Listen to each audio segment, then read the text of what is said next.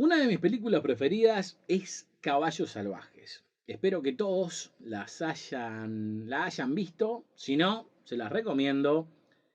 Y lo menciono porque tiene una anécdota que refleja mucho de lo que pasó acá. Y tengo planeado que pase acá. Pero empecemos con lo que pasó. En la película, un viejo va a un banco, le pasa una carta a un ejecutivo diciendo que le den unos $15.000 que le debían, o si no, se mataba ahí de un tiro.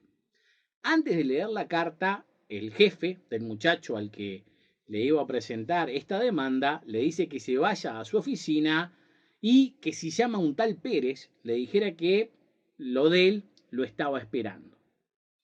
Cuando este joven y el viejo se van a la oficina del jefe, el tipo lee la carta y ve al viejo con la pistola en la pera y como estaba en la oficina, no tendría que haber plata ahí, pero empieza a abrir cajones en la desesperación y resulta que en uno de esos cajones estaba lo de Pérez, que era casi $500.000 y con los nervios el muchacho mete toda la plata en la mochila. El arma se dispara, hacen su escape y eventualmente ven las noticias para enterarse que el banco decía que no había robo en absoluto, solamente se llevaron el susto. Cuando en realidad se habían llevado $500.000 y no entendían por qué no lo estaban denunciando. Pero resulta que un periodista entra a esta oficina y encuentra la carta del viejo en el suelo pidiendo los $15.000 y eventualmente lo dice en el informativo. Ahí vuelven al banco a preguntarles por qué no es que habían reportado el robo, con lo que cambian a que solamente se habían llevado $15.000, diciendo si realmente alguien podía creer que habían guardado $500.000 en el cajón de una oficina, cosa que dijeron para que saliera en la prensa, de la misma forma que dijo lo que dijo el MEC para que saliera en el país y en otros medios de prensa con lo relacionado a los fondos de incentivo cultural y sus $7 millones.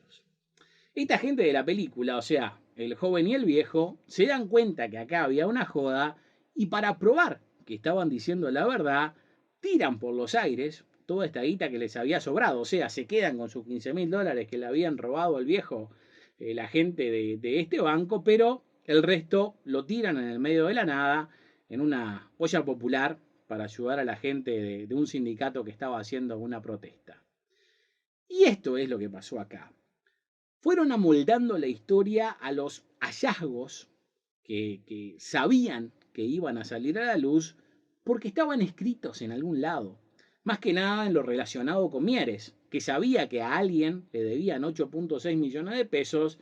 y solamente le pagaron una parte, aun si se quedaron con por lo menos 2 millones hasta el día de hoy. Además de que a la denuncia que hicieron en la JUTEP se le sumó no solamente estos 2 millones de esta gente, sino un resto de plata que también le debían a una gente de Salto que, sumando las dos cosas, más o menos se llegaban a esos 7 millones de pesos denunciados. ¿Qué más se sabía de esta carta? Y lo voy a leer textual. De acuerdo a la información solicitada, le hago saber que no es posible en ninguna hipótesis que un usuario de fondo de incentivos no haya podido acceder al cobro de un cheque liberado por falta de fondos. ¿A qué se refiere esto? A que, como les dije, muchos proyectos habían llegado a Mieres a decirle que los del Fondo de Incentivo Cultural les dieron un cheque, pero al ir al banco a cobrarlos, los del Banco República les dijeron que no había plata en la cuenta del CONAEF, así que se metieran el cheque en el bolsillo. Pero esta idea de que había cheques sin fondo ya estaba en el aire porque la dejó por escrito Mautone y la había leído por lo menos Mieres. Tan así que en la entrevista con Jaime Clara en diciembre del 2019 le preguntaron sobre esto y esto fue lo que respondió. Sí, vamos a lo concreto, porque, o sea, en realidad de lo concreto me importan dos cosas. Primero, vinculado a la historia de los fondos de incentivo cultural, es en qué están las investigaciones administrativas, porque lo que se denota de lo leído y de lo escuchado es que hay una suerte de irregularidades con el manejo de los dineros. No, no es que nos habla de corrupción, se habla simplemente de emitir cheques que no tenían fondos, y de ciertas desprolijidades a nivel de la gestión de esos dineros. No, yo primero categóricamente te digo que cheques sin fondo no existen. Eso no sé, es información de dónde sale, pero no, en ningún momento. Sí, se constataron algunas dificultades de gestión. Esto fue en el año 2017. ¿Y cómo arreglaron esto? Reitero, la idea ya estaba en el aire y le preguntaron a la persona que pusieron a cargo de todo el chequeo de los fondos de incentivo cultural, que a su vez, o casualidad, venía del Banco República, si el FI había dado cheque sin fondo y dijo que no, ya que si decía que sí, ¿cuál era la consecuencia implícita?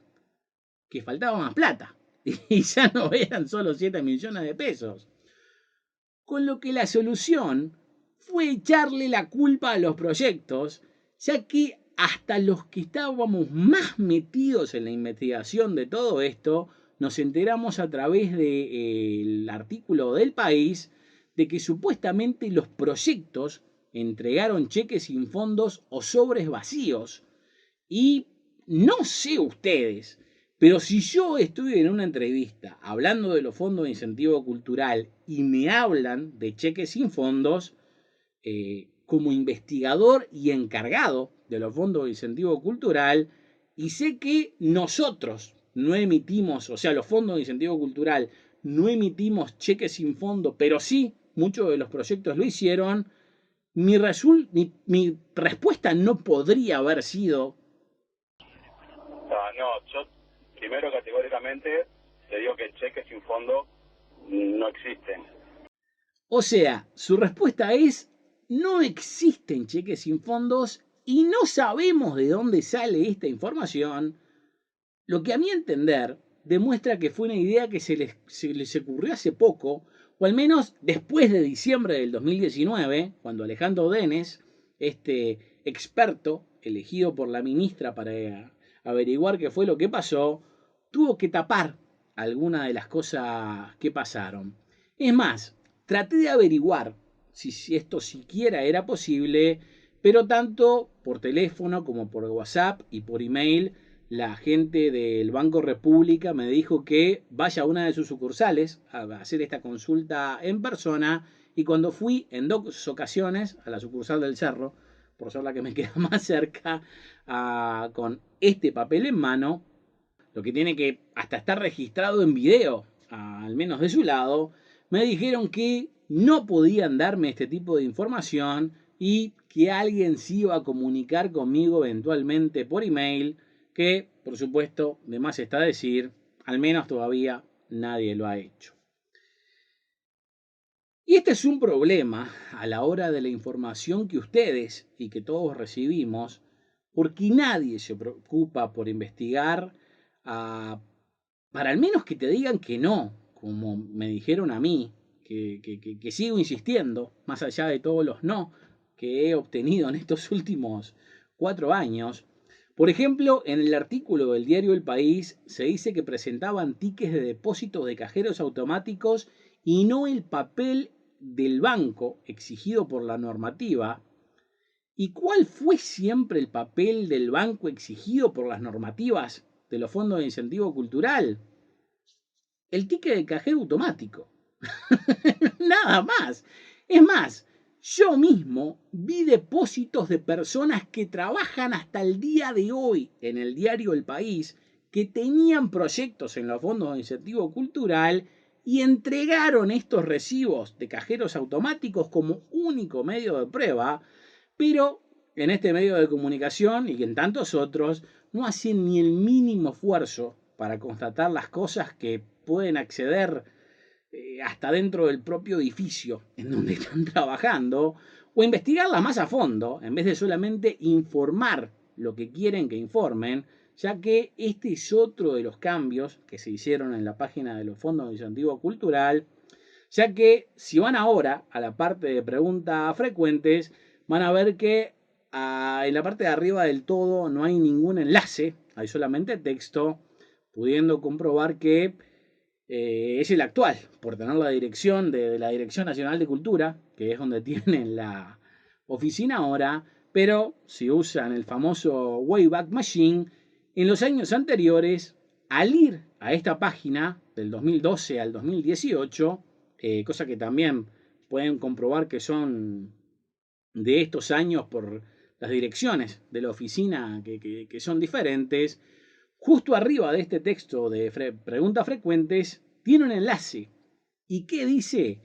Que esto es todo lo que se necesita para retirar los fondos. Nada más. No se menciona comprobantes de banco de ningún tipo.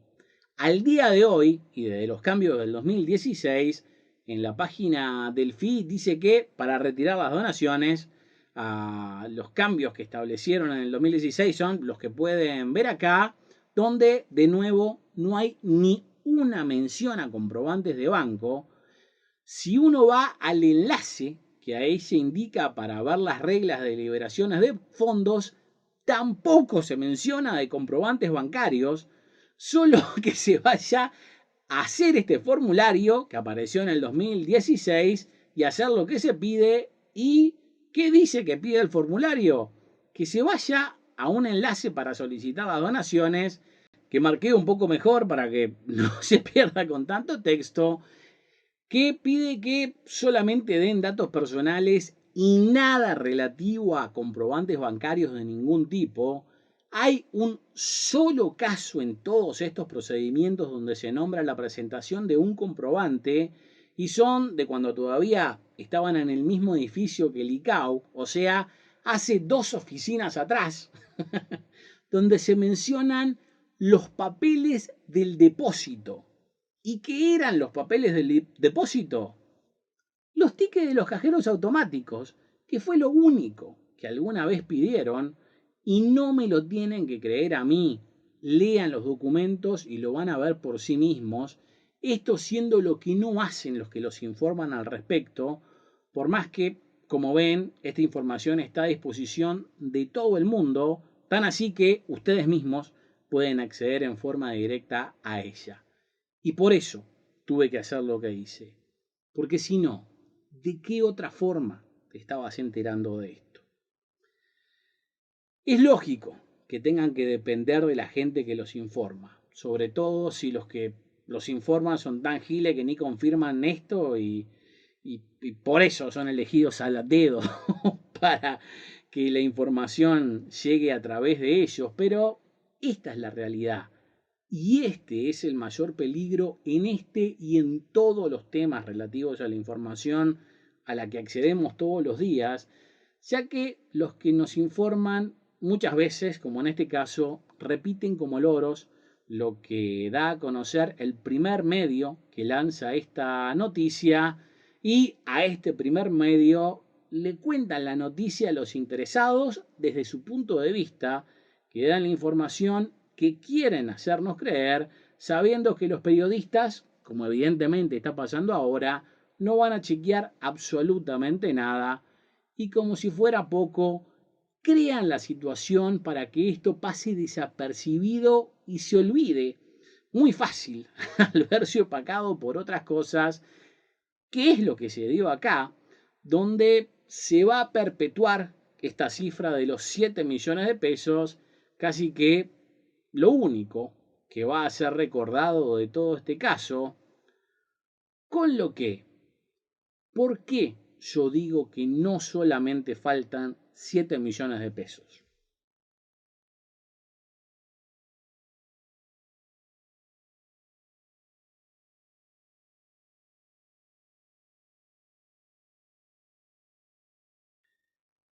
Para llegar a la cifra real, creo que es necesario un preámbulo más que nada porque no se entendería por qué se dio de esta forma y por qué se arriesgaron a decir que solamente fueron 7 millones de pesos cuando fácilmente puede ser 10 veces más.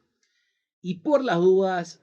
sé que esta es la sección que me va a traer más enemigos de todo tipo, así que asuman todo lo malo que se va a decir de mí como si fuera verdad, lo sea o no, porque este es el punto de presentar la información de esta manera, ya que da igual.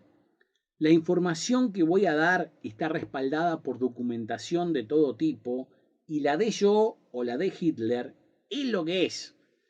Pero no dudo que igual se van a decir cosas de mí y hasta por eso van a tener en un tiempo que no quiero decir cuánto es por obvios motivos, un segundo paquete de pruebas que va a salir en forma automática como están saliendo estos videos, lo que está en parte destinado a desmentir muchas de las cosas que sé que se van a decir, así que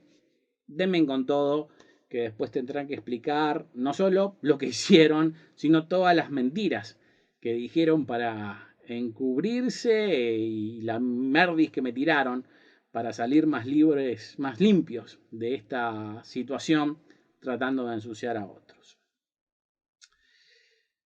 Yo empecé esta investigación en el 2016 y las pruebas que ahora son suficientes para presentar esta denuncia penal son prácticamente las mismas que yo tenía hace 2 o 3 años. Pero por más que la presenté en todos los medios de prensa que pude, con políticos, la justicia, empleados públicos y tanto los gobiernos de antes como los de ahora, fui ignorado. Es más, soy ignorado hasta el día de hoy al tratar de seguir investigando y de eso también se van a enterar un poquito más adelante. Pero la cosa es que para el 2018 los problemas eran innegables y como escucharán en las grabaciones con el asesor legal de la Dirección Nacional de Cultura que estuvo a cargo de la primera investigación al respecto, hasta a él lo tenían amenazado para que no dijera nada y tomaron represalias contra él, entre ellas sacarle el sello de abogado por un tiempo. Y una vez que salió a la luz el informe de tanto la Contaduría General de la Nación como la Auditoría Interna de la Nación, digo, yo no había más nada que hacer y lo dejaron de joder. Pero ahí empezaron con una campaña para tapar todas estas cosas y dejarlas lo mejor posible. Había cosas innegables, había cosas que no era posible tapar. Eh, Sobre todo porque en ese momento, por más que la quisieran tapar, no sabían si quién iba a ganar el próximo gobierno. Así que si las tapaban demasiado, capaz que se terminaban incriminando además, que de todas formas creo que fue lo que pasó. Después de que se hizo la primera denuncia penal contra Sergio Mautone, el ex director de Cultura y presidente de CONAEF, y la ex coordinadora de los fondos de incentivo cultural Claudia Mera, ambos denunciados por apropiación ilícita, se lo sacó de su cargo.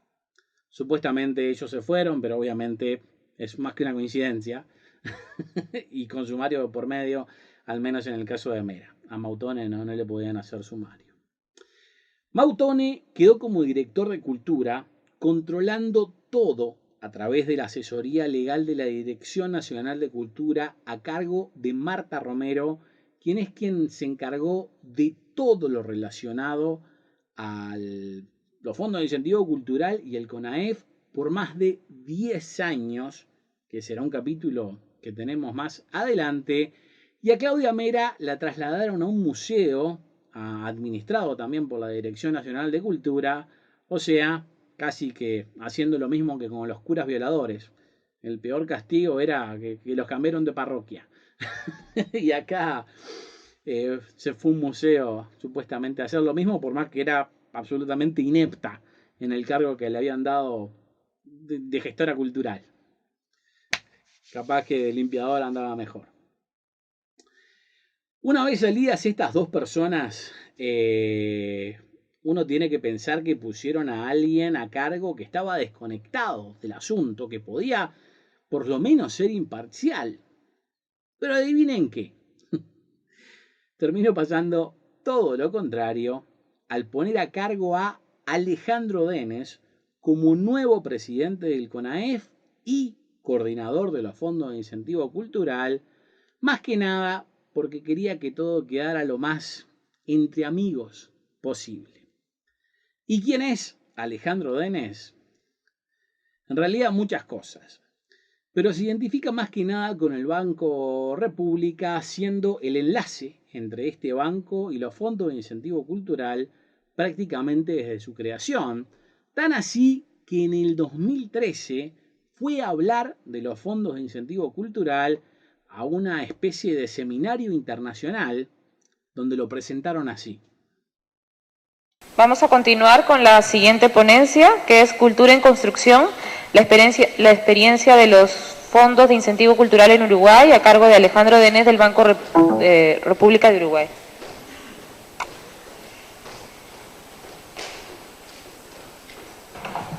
Bueno, muchas gracias y buenos días. Y estamos reincidiendo aquí.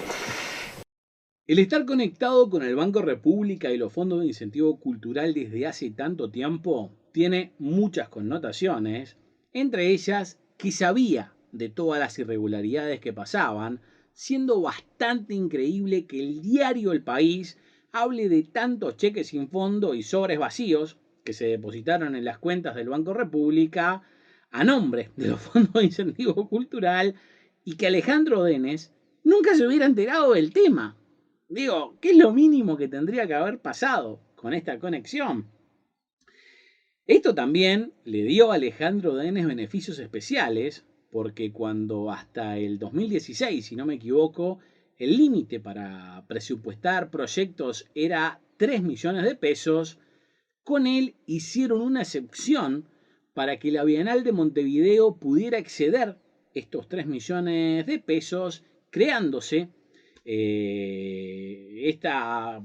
excepción que en realidad no se terminó convirtiendo en regla porque creo que fue la única vez que pasó y solamente para él. Y adivinen quién estaba vinculado con la Bienal de Montevideo. De más está decir que el mayor implicado y responsable de todo es Sergio Mautone, que asumió la Dirección de Cultura en el 2015, y a que no adivinan quién se hizo asesor de la Dirección Nacional de Cultura en el 2015, justo cuando asume Mautone, por más que al menos desde el 2013 está dando seminarios internacionales de los fondos de incentivo cultural, convirtiéndose en la mano derecha de Mautone, yendo a cuanto evento pudieran ir juntos o él solo en representación de la Dirección Nacional de Cultura, y como si fuera poco, lo traen del Banco República y Mautone le crea o le inventa una posición para que administre el Instituto Nacional de Artes Visuales, puesto que inventó específicamente para Alejandro Denes, lo que recién se oficializó ahora con la ley de urgente consideración. Y acá pueden ver cómo lo presentan junto a la ministra Muñoz en este flamante puesto. O sea, traen a este tipo que fue parte de los fondos de incentivo cultural durante todo el periodo que se dieron todos estos problemas, dando cátedra al respecto de los fondos de incentivo cultural. Ya era asesor de la Dirección Nacional de Cultura desde que Mautone, el mayor implicado en todo esto, había asumido en la dirección, pero cuando lo ponen como tiempo completo, aparentemente Mautone le dice: venite a la Dirección Nacional de Cultura, que te voy a hacer no solamente el coordinador de los fondos de incentivo cultural, sino también el presidente del CONAEF, o sea, el puesto que yo tenía antes, con lo que definitivamente se convirtió en la persona con más poder en la historia de los fondos de incentivo cultural, y como si fuera poco, te voy a crear un puesto dentro de la Dirección Nacional de Cultura para que vos lo administres. Ahora anda a investigar todas las denuncias que se han hecho contra mí en los fondos de incentivo cultural y que no me vaya a enterar que fuiste imparcial. O sea, queda en lo que sería la ridícula posición de investigar primero los delitos que se cometieron bajo su nariz por parte del que los cometió, que fue quien puso a investigarlo, pero digo, a la vez, obviamente, es como poner a tu mejor amigo a decir que hiciste las cosas mal. ¿Vos serías imparcial en esta situación? Yo al menos no conozco a nadie que pudiera hacerlo. O si Denis hubiera hecho lo que tendría que haber hecho, como mínimo, si no estaba influido por todo esto otro, tendría que haberse dado cuenta de lo que había pasado con Mautone y tendría que haber dicho que lo saquen, sobre todo porque le tuvo que ser muy fácil enterarse que Mautone era el gran responsable de todo, o sea, la persona que ahora tiene una denuncia penal en su contra. Ni eso se dio cuenta. Porque si no se dan una de dos situaciones. O no se dio cuenta que Mautone era responsable de todas estas cosas, lo que lo hace un pésimo investigador, aun si es experto en la materia, al dar cátedra internacional de los fondos de incentivo cultural, o se da cuenta que Mautone tiene que ver con todas estas irregularidades y se tiene que ir, haciéndose a un lado, pidiendo que lo devuelvan al Banco República, o él mismo hacer la denuncia, ya que de otra forma se convertiría en cómplice y la ley dice que si él se da cuenta de esto y no lo denuncia, él está cometiendo un delito. O sea que o es un tarado o cometió un delito. Esas son las dos opciones. Con lo que, y no quiero llamarlo tarado, digo, porque capaz que lo es y no quiero discriminarlo, pero como mínimo creo que habría que investigarlo. Lo otro que pudo haber pasado es que cuente con que nadie se iba a enterar de que él era amigo de Mautone, que empezó a ser asesor de la Dirección Nacional de Cultura cuando Mautone se hizo director, que Mautone le creó este puesto de jefe inventado dentro del departamento audiovisual y que le dio dos cargos en los fondos de incentivo cultural y en el CONAEF, esperando que hiciera una investigación imparcial. Es más, sé que si yo no les digo esto ahora, es imposible que ustedes lo sepan. Pero ahora lo saben. Y ahora que lo saben, ¿creen que vale la pena investigar lo que hizo Alejandro Denis en todo este tiempo que estuvo metido en esta investigación y repartija de unos 200 millones de pesos que repartió entre el 2018 y 2019? Y ya que estamos, no solo conozco a Denis, sino entre las pruebas que estoy proveyendo van a tener la grabación que tuve con él en las oficinas de los fondos de incentivo cultural, que oh casualidad, esa oficina está adentro de la Dirección Nacional de Cultura y a su vez adentro de una especie de ropero que hay dentro del Departamento de Artes Visuales, de donde él era su director.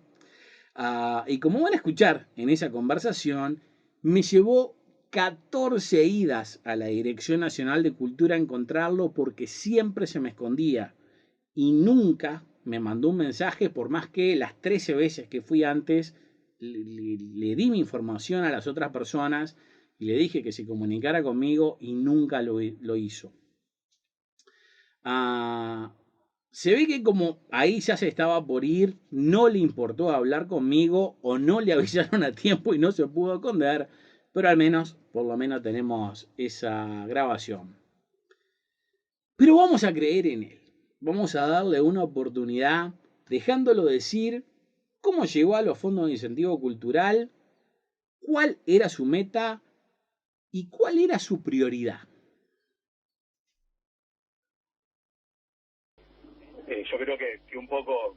esta responsabilidad la ministra me la encomendó, porque yo vengo de un sector que tiene que ver con los números,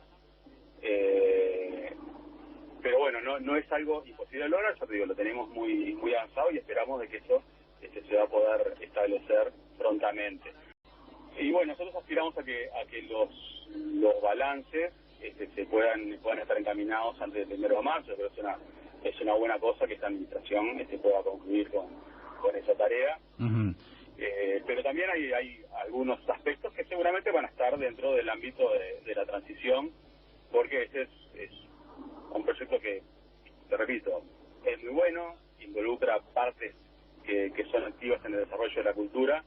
y esto para quienes estamos en el sector de la cultura es muy importante. Lo que te digo es que a veces se ponen titulares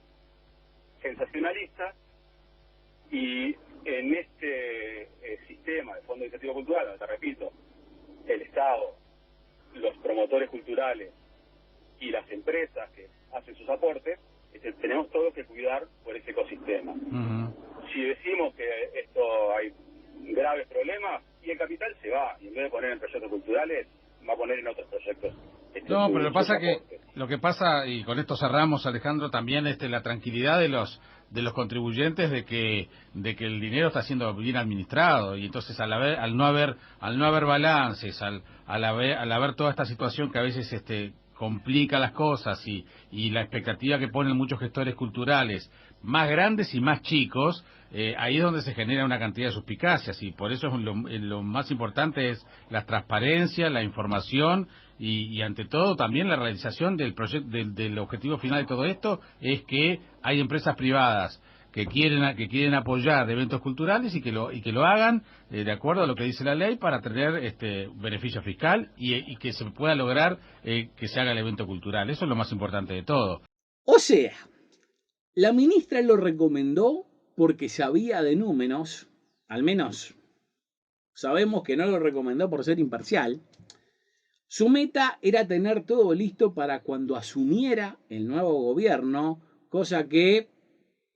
uno tiene que asumir que logró, porque, oh casualidad, fue transferido de nuevo al Banco República apenas asumió el nuevo gobierno, a menos de un mes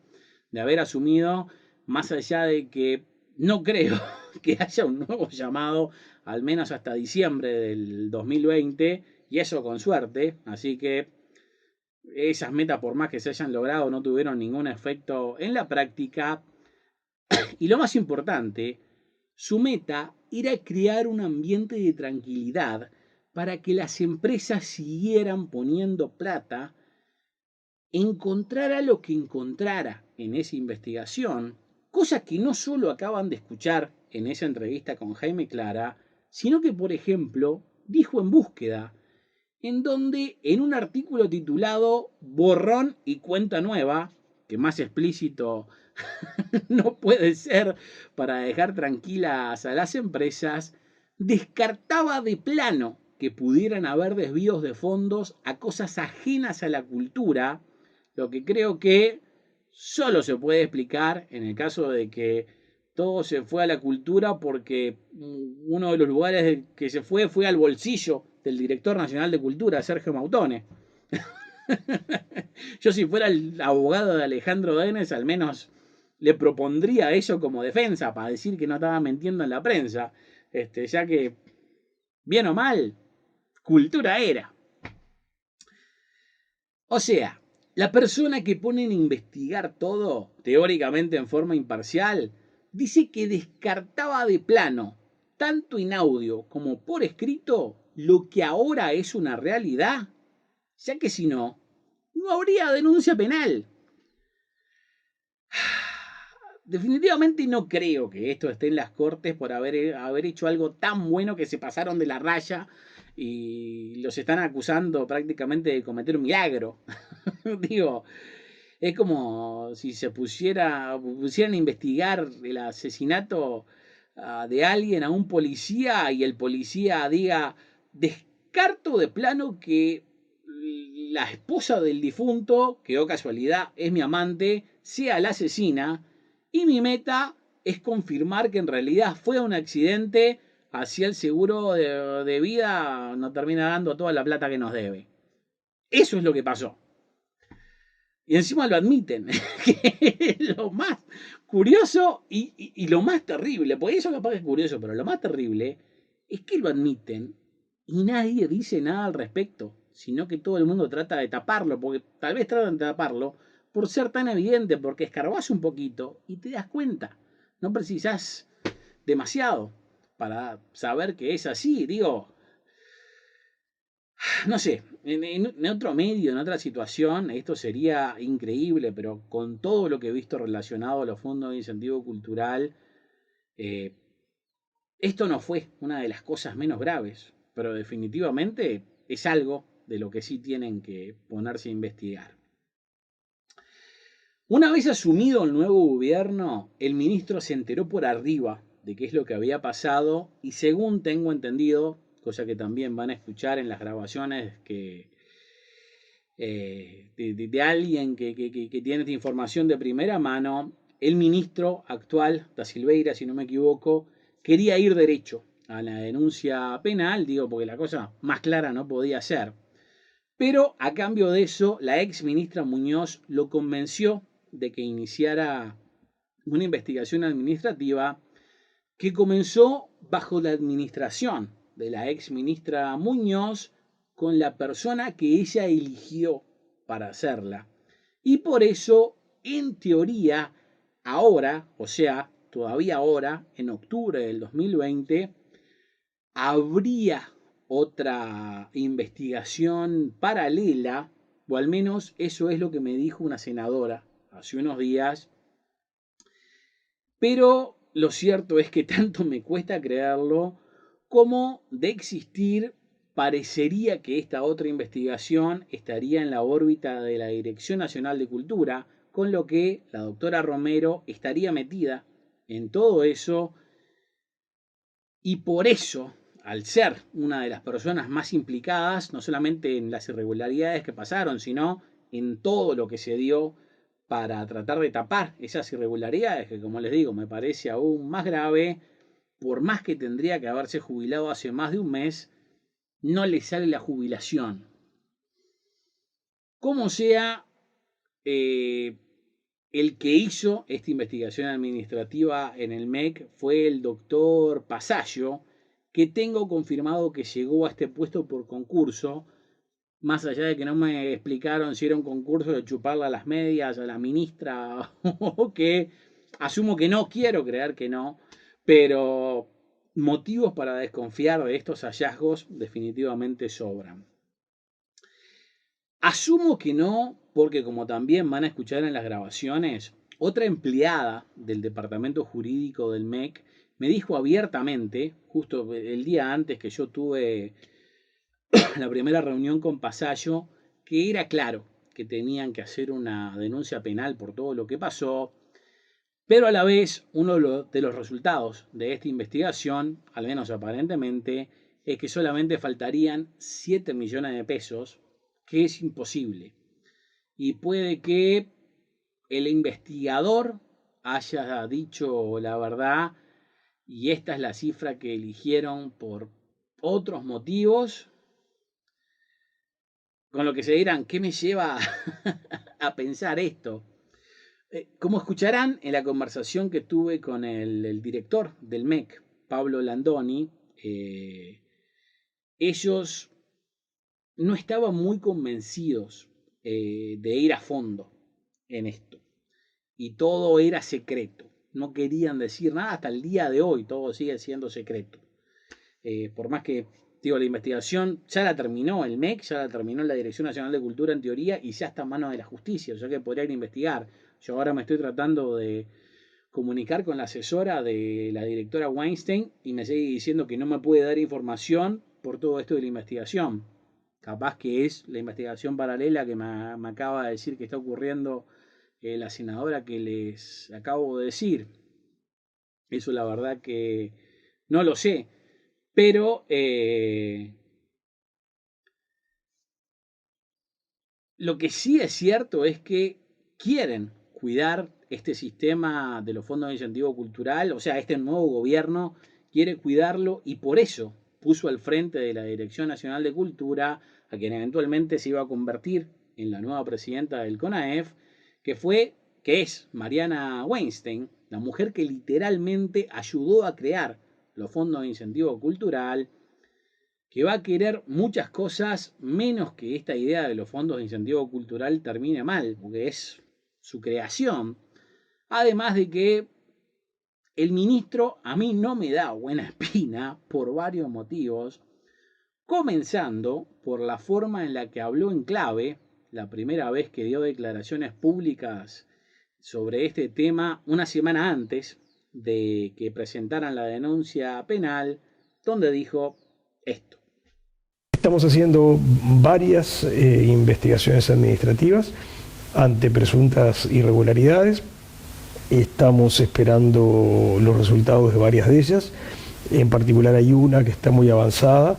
y que lamentablemente es muy probable que termine con un traslado de los antecedentes a Fiscalía. No sé qué opinen ustedes, pero si yo trato algo con tanto guante blanco y algo me da lástima, como que no le voy a caer con todo. Además de que la manera de presentarlo fue claramente diseñada para que pasara de la manera más desapercibida posible, ya que primero la investigación se empezó en febrero del 2020 y podía llevar 60 días más otros 60 días, o sea, 4 meses, con lo que al haber empezado en febrero, los resultados lo tienen hace por lo menos 2 meses en sus manos, en las manos del ministro. ¿Y cuándo deciden hacer esta denuncia? Una semana antes de las elecciones departamentales, cuando esto de los fondos de incentivo cultural es lo que menos le importaba a la gente. Y como si fuera poco, un día antes de presentar la denuncia en el juzgado, le dan al primer medio que habló del tema de los fondos de incentivo cultural la exclusiva de la noticia de Miguel Ángel Toma, que es todo un escándalo, como todo el mundo sabe. Digo, más que escándalo, creo que es más escándalo porque tiene su lado morboso, por ser un viejo que anda de paseo por el mundo con una muchacha joven y, y le pasaban la cuenta de todos los gastos al Estado. Que si bien es medio lo mismo esto, sacarle plata al Estado, este otro tema de Toma es muchísimo más mediático. Es más, te reto a salir a la calle en este mismo momento y preguntarle a 10 personas y para enterarte cuánto saben del caso Toma y cuánto saben de las denuncias de los fondos de incentivo cultural, y ahí te vas a enterar de por qué hicieron esta jugada. O para más pruebas, esta es la página que dio la noticia por primera vez a principios de octubre, que es cuando salió, esta foto específicamente es de cuando salió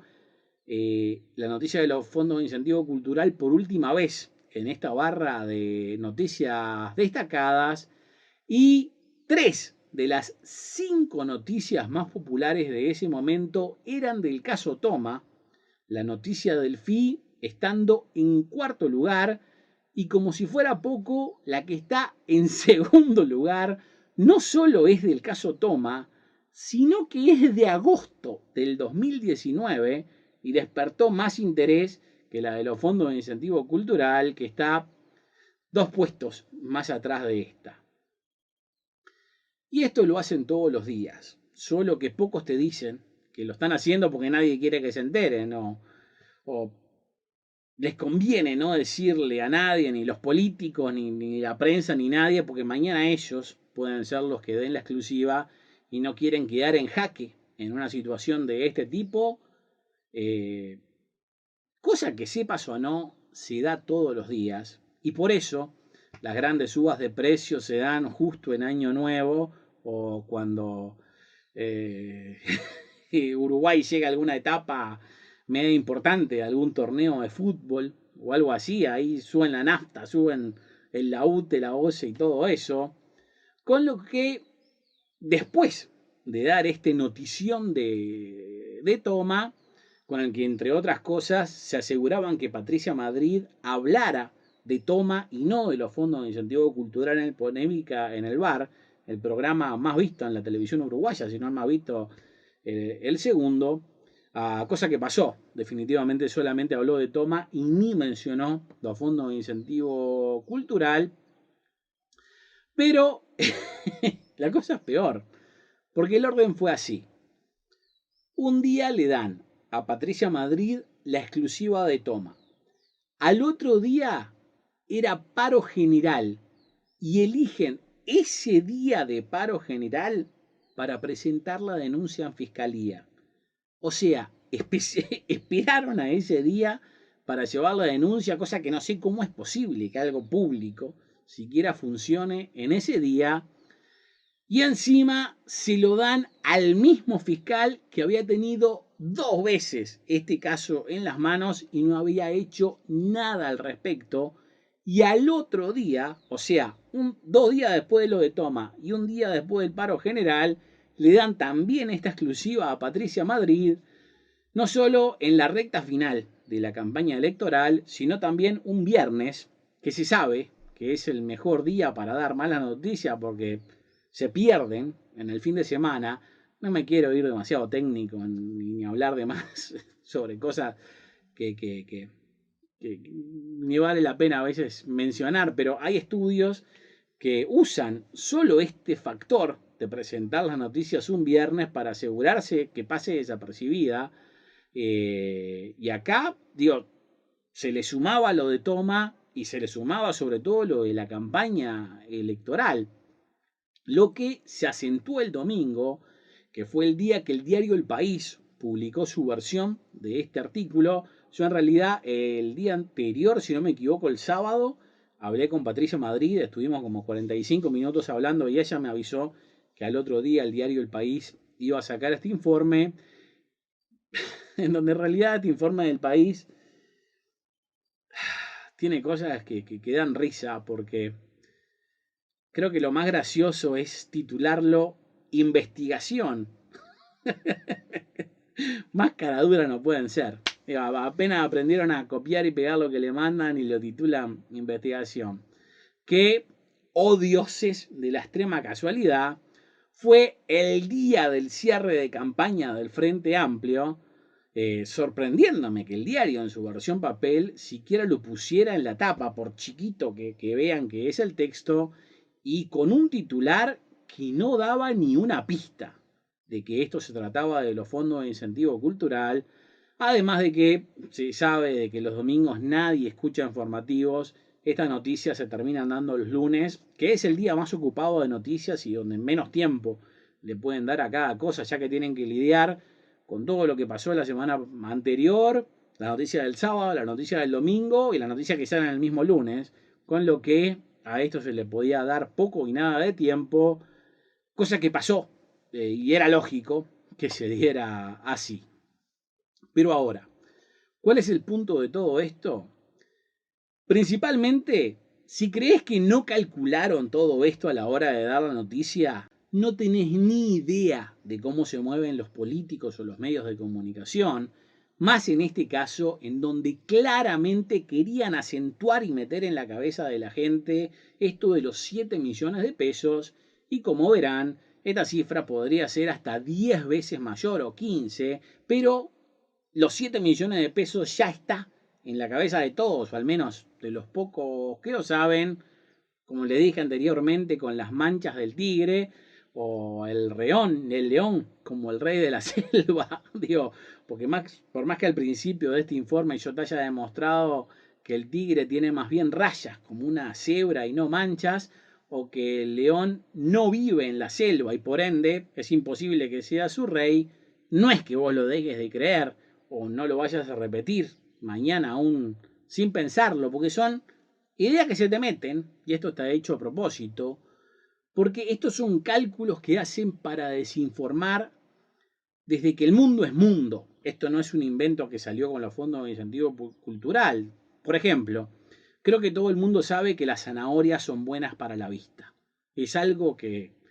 seguramente te lo dijo tu abuela. ¿Es verdad? No. ¿Todo el mundo lo cree? Sí. No es que sean malas para la vista tampoco, pero no son mejores que las arvejas o el melón, por ejemplo, ya que todo esto tiene vitamina A. Pero ¿de dónde salió esta idea de que las zanahorias son buenas para la vista? Del hecho de que en la Segunda Guerra Mundial los aviones ingleses empezaron a tener mucho mejor puntería que los nazis. Y cuando la diferencia se hizo tan abismal que ya no podían explicarla, los ingleses empezaron a decir que eso se debía a que le daban a los soldados ingleses un montón de zanahorias, o a los pilotos, para que pudieran ver mejor de noche, y por eso era que tenían mejor puntería, cuando en realidad habían inventado el radar, y por eso era que eran tan buenos pegándole a los aviones en la noche, pero como no querían que los alemanes se enteraran de eso, inventaron esto de la zanahoria, haciéndolo una historia súper conocida, y eso siendo algo que se puso en la psiquis de todo el mundo, y lo repiten hasta los tataranietos de los que vivieron eso,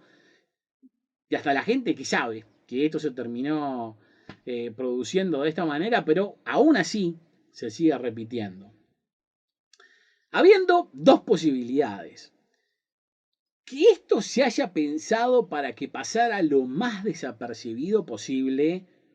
o que se alinearan las estrellas en una forma tan casual que se dio esta situación tan excepcional en donde el producto final es que esto de los fondos de incentivo cultural pase completamente desapercibido. Y lo único seguro es que si alguien escuchó de este tema de los fondos de incentivo cultural, sabe que se robaron 7 millones de pesos y no mucho más que eso, ya que claramente es la única idea que quisieron imponer. Eso sin contar que también se está confirmando que lo que informaron fueron de fuentes oficiales que estaban dando esta información con lástima, ya que al final del día todos son políticos y hoy por ti, mañana por mí, y eventualmente entre ellos arreglan todo, cosa que ha pasado desde el principio del mundo. Pero ahora, ¿por qué no pueden ser apenas 7 millones de pesos? Los motivos son claros. Como les comentamos antes, Mautone le informó a la ministra que en la cuenta de proyectos específicos del CONAEF, a noviembre del 2017, había más o menos $500,000 de pesos y a una sola empresa se le debía 8.6 millones. Si sumaban las dos cuentas del CONAEF, o sea, la de proyectos específicos y el fondo común, que no tenía que tener la plata de esta gente, sino la plata donada al fondo común, entre las dos había 5.5 millones, lo que tampoco alcanzaba, porque era 8.6 lo que se le debía solo a esta gente. Y recuerden que la Auditoría Interna de la Nación dijo que en la otra cuenta tenía que haber unos 20 millones de pesos a esta altura. Así que es mucho más que 7. La cosa es que esta gente de los 8.6 millones de pesos presentó una denuncia penal por apropiación ilícita contra Sergio Mautone y Claudia Mera, y la abogada de la Dirección Nacional de Cultura, que no tendría que haber podido tomar este tema, Marta Romero, no solo por ser subordinada de Sergio Mautone, sino una empleada de tiempo completo en el MEC, lo que no la dejaría tomar casos privados, y como si fuera poco, la suplente de Sergio Mautone en la presidencia del CONAEF, solucionó este caso, solucionó por ponerle un nombre, con lo que yo considero un perjurio, ya que la denuncia decía que no había esa plata para noviembre del 2017 y ella lo arregló presentándole al fiscal Enrique Rodríguez los balances del CONAEF a junio del 2018, balances que no contenían esa plata, sino que reflejaba los depósitos que habían hecho otros proyectos desde el 1 de enero del 2018, cosa que el fiscal se comió por bobo o porque le convenía. La cosa es que engañarlo engañaron o se dejó engañar. A esta gente, para que no jodiera básicamente con la denuncia, le empezaron a pagar un poquito de plata y cuando le pagaron más o menos 7 millones de pesos, se dejaron de joder. Y esto también significa que hasta el día de hoy le deben como 2, lo que quiere decir que como mínimo faltan 14 millones de pesos. Los 8.6 que no estaban a septiembre del 2017, menos lo que le pagaron y lo que le pagaron, que fueron como 7 millones de pesos que sacaron de otros proyectos que depositaron esa plata a partir del 1 de enero del 2018, convirtiéndose en uno de estos más de 200 proyectos con rendiciones de cuentas a los que no le daban la plata porque se la sacaron para pagársela a esta otra gente, quedándose con esta plata, poniéndoles excusas o dándosela y mandándole telegramas para que la devolvieran, si no empezaban acciones legales. El número exacto de cuánto se robaron hay que estimarlo por varios parámetros, con lo que creo que lo más inteligente es establecer cuánto dinero recibieron en total para tener esto como punto de partida.